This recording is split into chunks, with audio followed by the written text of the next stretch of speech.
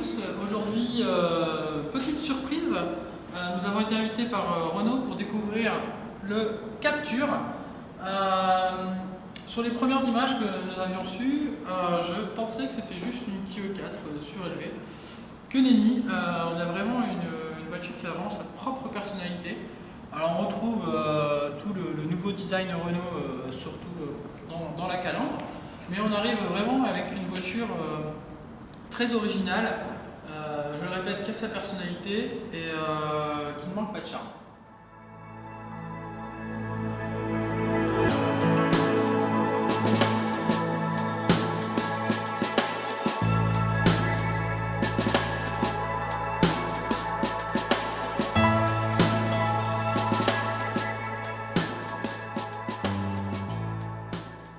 Donc le Captur, c'est le remplaçant du Modus. Donc le Modus qui avait vraiment un design à part, était plus proche du Kangoo que de la Clio et du Scénic par exemple.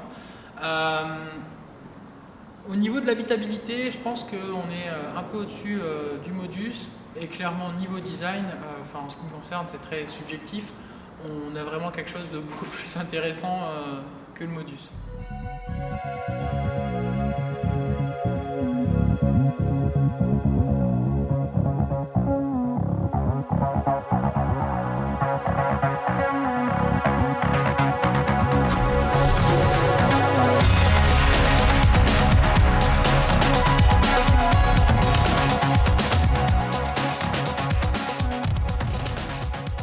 Comme je vous le disais tout à l'heure, au niveau de ma première impression, clairement, on a beaucoup plus d'espace, l'habitabilité est meilleure, surtout sur les places arrière.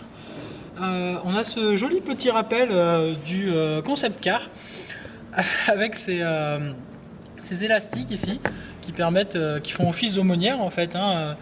C'est un rappel sympathique et surtout dans cette couleur flashy, je trouve ça vraiment, vraiment intéressant.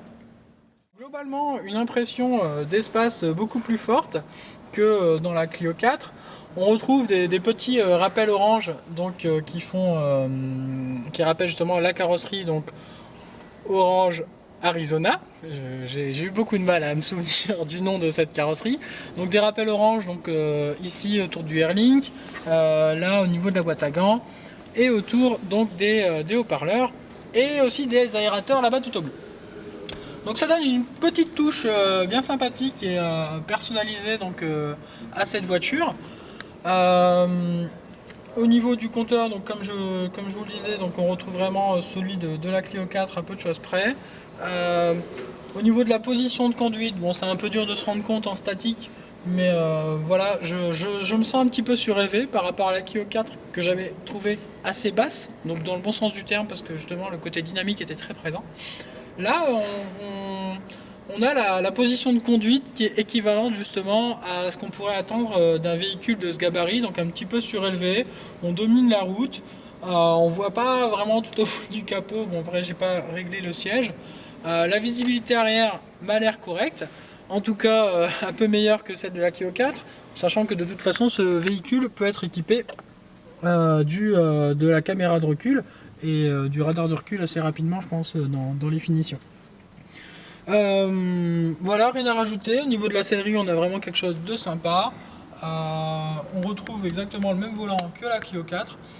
Voilà, c'est une voiture qui surprend autant de l'extérieur que de l'intérieur, parce que je m'attendais vraiment à, entre guillemets, une pâle copie de la Clio au niveau du tableau de bord, mais non, voilà, mis à part le compteur et quelques autres éléments, cette voiture a vraiment sa propre personnalité. Et ça, c'est quelque chose d'important à mon avis pour une voiture de cette catégorie. Donc nous avons changé de capture. Nous sommes maintenant sous une nouvelle configuration, un petit peu plus classique, dans un blanc ivoire, une nouvelle teinte très jolie. Ce que vous avez dû vous rendre compte aussi, c'est au niveau des personnalisations. Donc il y en a un petit peu sur le toit, il y en a à l'arrière du véhicule.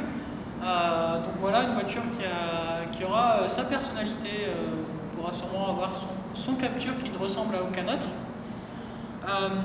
Au niveau des prix, de la date des commandes, pas d'informations pour l'instant. En fait, tout sera dévoilé à Genève, donc début mars.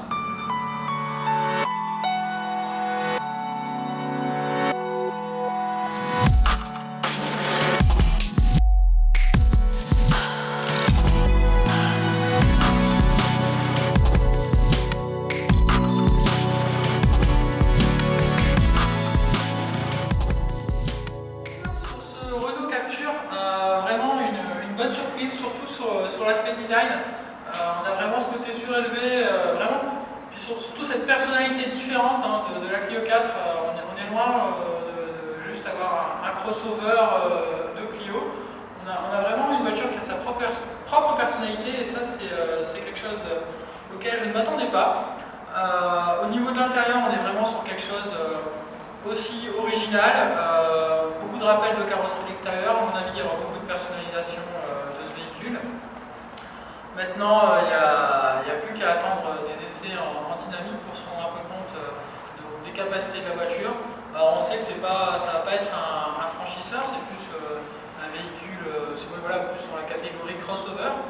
Mais pour autant, je pense qu'on peut s'attendre à quelque chose de confortable et surtout plus habitable que la Clio. En résumé, plutôt une bonne surprise.